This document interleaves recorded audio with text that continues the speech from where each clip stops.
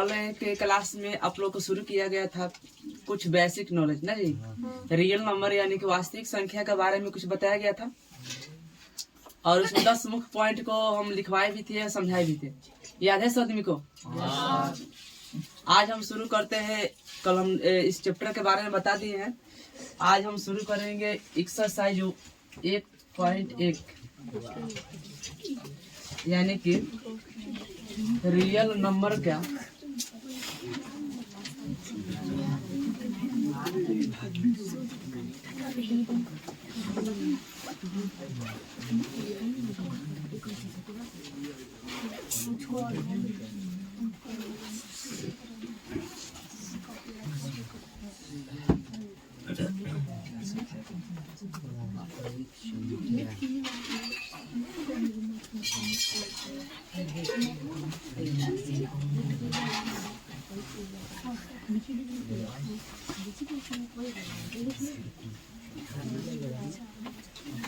Exercise 1.1।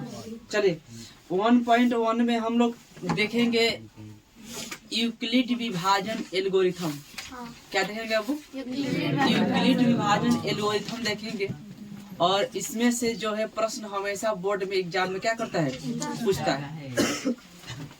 3 गो सवाल है पहला में, वो हमेशा किसी न किसी संख्या को चेंज करके और बोर्ड में क्या करता है, पूछता है। तो हम लोग समझेंगे पहले कि यूक्लिड विभाजन एल्गोरिथम होता क्या। देखिए यूक्लिड विभाजन एल्गोरिथम, यूक्लिड विभाजन एल्गोरिथम होता है A बराबर BQ प्लस R। क्या होता है वो? A बराबर BQ प्लस R। इस बात को हमेशा याद रखने का। MCQ ऑब्जेक्टिव में भी यह क्वेश्चन बहुत हाली पूछा जा चुका है कि निम्नलिखित में से कौन यूक्लिड विभाजन एल्गोरिथम है। यहाँ पर हम लिखे हुए हैं A बराबर BQ प्लस R। इसमें सबका जो है मीनिंग आप याद रखिएगा। आखिर इसका मतलब क्या होता है? ये मतलब होता है भाज्य। क्या होता है वो? भाज्य। बी जो होता है वो भाजक होता है। क्या होता है? भाजक। भाजक होता है। क्यू जो होगा इसका भागफल होता है। क्या होता है? भागफल। और आर का मतलब है रिमाइंडर यानी कि शेषफल। क्या होगा? ये भाज्य है, ये भाजक है, भागफल है, शेषफल। इसमें एक और आप लोग याद रखना पड़ेगा का चीज, वो आपका है कि A है, B है, Q है, R है। इसमें पूछता है कि आखिर बताया कि सबसे जो छोटा होता है वो कौन सी संख्या होती है। इसमें पूछेगा कि जे A B Q plus R, इसमें से पूछता है कि छोटा जो होता है वो कौन सी संख्या होती है। एक इक्वेशन देगा आपके जो बुक्स है ना, उसमें देखिएगा तो आपको एक मैसेज मिलेगा।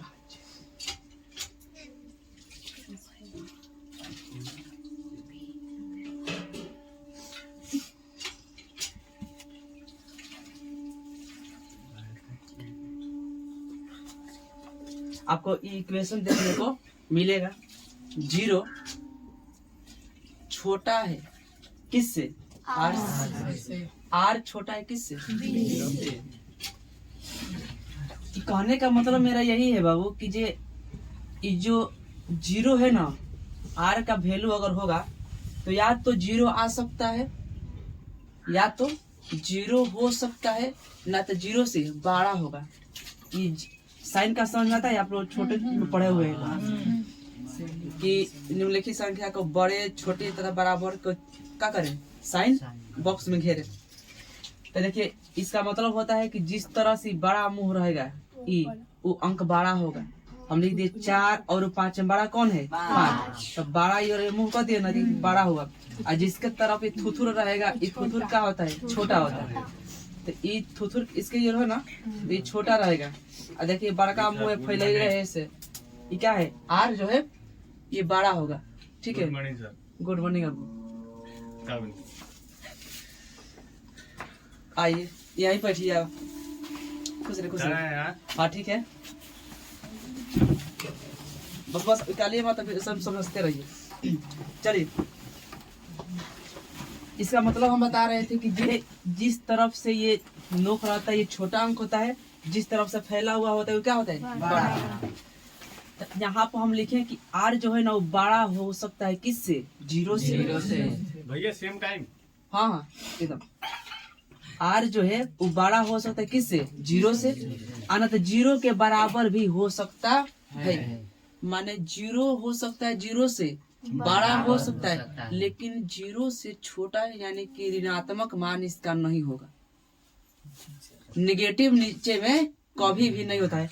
आर जो होता है शेषफल, ये कभी भी नकारात्मक यानी कि निगेटिव में नहीं होता है। आपका शेषफल में 1 आ सकता है, 2 आ सकता है, 0 आ सकता है, 5 आ सकता है, 10 आ सकता है।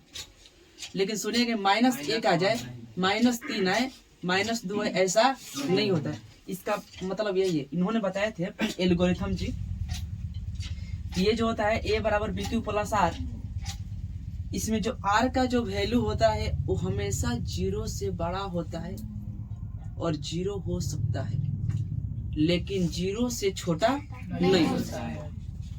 और यहाँ पर b का जो वैल्यू बताए कि जो b का जो वैल्यू है वो r से हमेशा क्या होगा,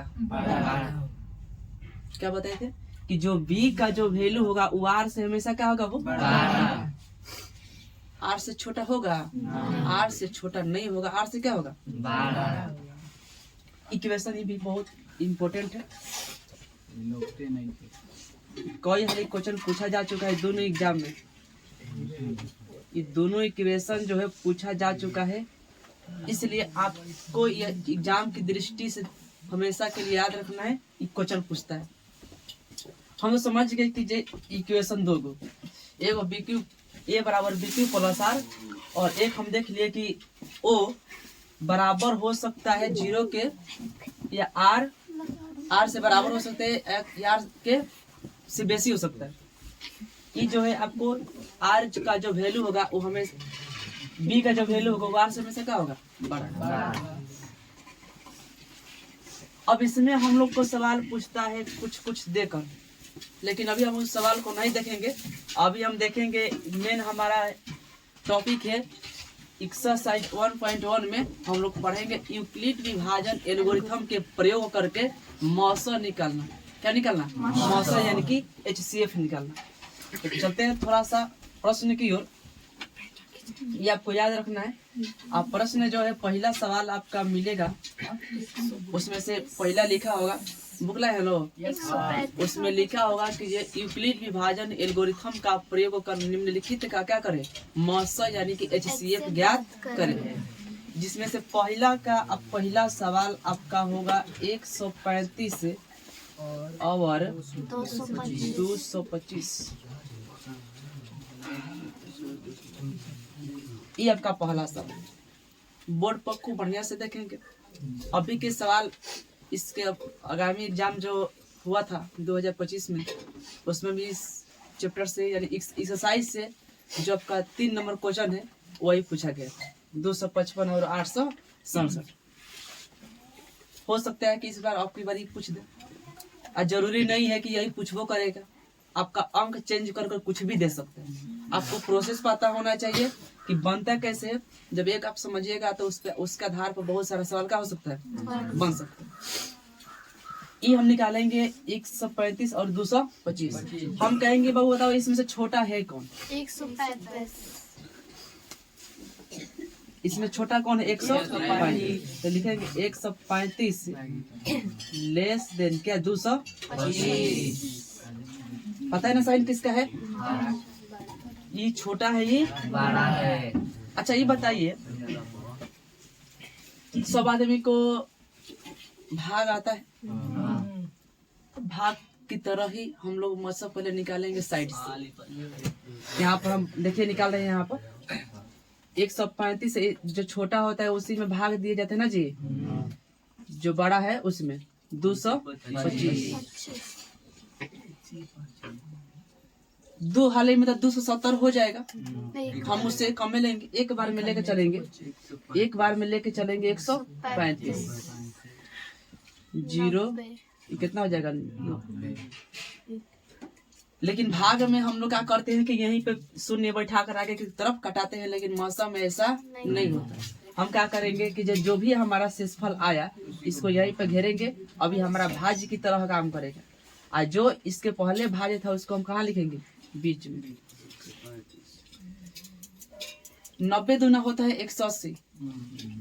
हमको तो 135 से मंगाना है ना, तो बेसी हो जाए तो 180। हम लोग फिर एक बार में लेके चलेंगे, कितना 90। कितना बचेगा वो? फिर इस भाज्य को उतारेंगे यहाँ पर। 2 हाली में हमारा क्या हो जाएगा? शून्य आ गया। हमें उस समय तक इस प्रक्रिया को प्रारंभ रखना है जब तक शेषफल शून्य न प्राप्त हो जाए। क्या हो जाए? शून्य न प्राप्त हो जाए, तब तक इस प्रोसेस को हम लोग आगे की तरफ क्या करते हैं? प्रोसेस बढ़ाते रहते हैं। अब हमारा शून्य प्राप्त हो गया। जब भाग विधि से आता है तो भाग विधि से हमारा मौसा जो है अंतिम विभाज्य होता है, जो अंतिम जिस संख्या से कट जाए वही मौसा होता है। अंतिम संख्या कौन कटे? लेकिन एग्जाम में जो है आपको भाग विधि न पूछकर आपसे पूछा जाएगा यूक्लिड विभाजन एल्गोरिथम। तो जब भाग बना लीजिएगा ना तो ई वाला साइड में भी रहेगा, और इसी को देखकर यहाँ पर क्या कर देना है? पेस्ट कर देना है। आपका यूक्लिड विभाजन एल्गोरिथम क्या हो जाएगा? कंप्लीट हो जाएगा। आइए देखते हैं कि आखिर में कैसे इसकी सहायता से हम लोग यूक्लिड विभाजन एल्गोरिथम के रूल से हम लोग क्या करते हैं? सवाल को सॉल्व करते हैं। एल्गोरिथम यही ना है जी?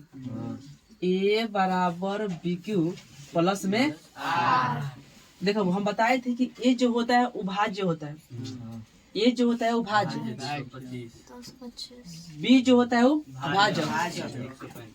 भाजक का मतलब क्या होता है बता? जिससे भाग दिया जाए। अब भाज्य का मतलब क्या होता है? शेषफल मतलब क्या होता है? जो शेष बच जाए। अब भागफल क्या होता है? कितना भाग दिया हुआ।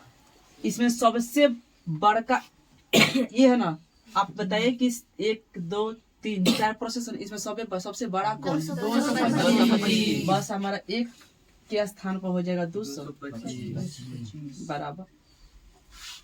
बी के स्थान पर हमारा होगा 145। क्यू के स्थान पर भागफल यानी कि 1। रिमाइंडर यानी कि शेषफल का स्थान। यहाँ तक किसी को दिक्कत? पहला प्रोसेस क्या? पहला प्रोसेस में हमारा जो है क्यू के वैल्यू 0 आया जी? क्यू के वैल्यू 0 आया? नहीं आया। सेकेंड प्रोसेस बताइए इसमें कौन सा बड़ा है? 145। चलिए अब की बार इसमें भी 1 है तो रिमाइंडर कितना? 45। अभी भी शून्य प्राप्त हुआ है? क्या क्यू के वैल्यू 0 आया? नहीं आया। चलेंगे आगे, चलते आगे बढ़ते रहेंगे। अब की बार बताइए क्या लिखा है? 90। क्या लिखा है? शेषफल में हाँ जी। अब हमारा जो है क्यू बराबर क्या प्राप्त हो गया? 0 के ऊपर वाला है। शून्य के ऊपर वाली ही संख्या हमारा मौसा होती है। शून्य के ऊपर कौन सी संख्या है? 45। यहाँ भी कितना था? 45। लिखेंगे अतः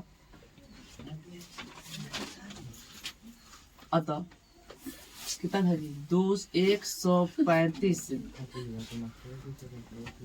135 और 225 का मौसम यानी कि HCF बराबर कितना गया?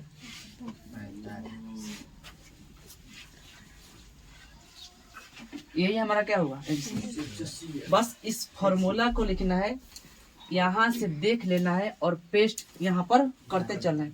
ये प्रोसेस कब तक रहेगा? जब तक कि शेषफल में शून्य प्राप्त न हो जाए। क्यू बराबर हम लिख दिए क्या जी? रिमाइंडर शून्य होना चाहिए ना शेषफल। शेषफल क्या होना चाहिए? जब तक शून्य प्राप्त न हो जाए तब तक हम लोग इस प्रोसेस को आगे की तरफ नहीं बन बढ़ते रहेंगे। शून्य प्राप्त हो जाएगा तब जाके हम प्रोसेस को क्या करेंगे? रोकेंगे। आप अंत में एक लाइन लिख भी सकते हैं कि अतः यूक्लिड विभाजन एल्गोरिथम की प्रक्रिया समाप्त की जाती है क्योंकि शेषफल हमारा क्या आ गया है? शून्य प्राप्त हो गया है। इस प्रकार 125 और 135 और 225 का मौसा यानी कि HCF कितना हुआ? 45 प्राप्त। यहाँ पर दिमाग रखिएगा कि 0 के ऊपर भी जो ही संख्या आएगा वही हमारा क्या होगा? HCF होगा। चलिए, किसी को दिक्कत हो तो 30 सेकंड का टाइम है, आप लोग पूछिए, और न था आप लोग आराम से उतारिए।